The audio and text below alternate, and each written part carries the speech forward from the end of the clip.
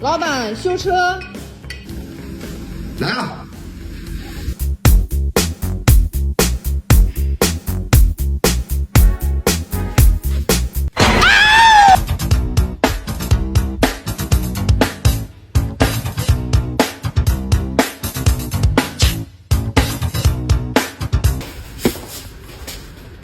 咋了？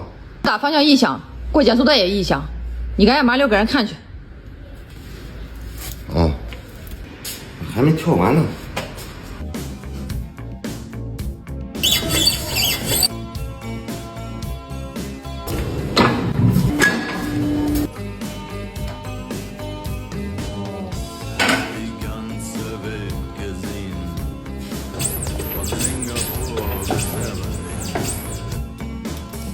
经过检查呢，这个声音主要是因为下支臂球头内部磨损过度、缺油、干磨所导致的这个声音的主要来源，也是奔驰车系里面常见的一个问题。开火。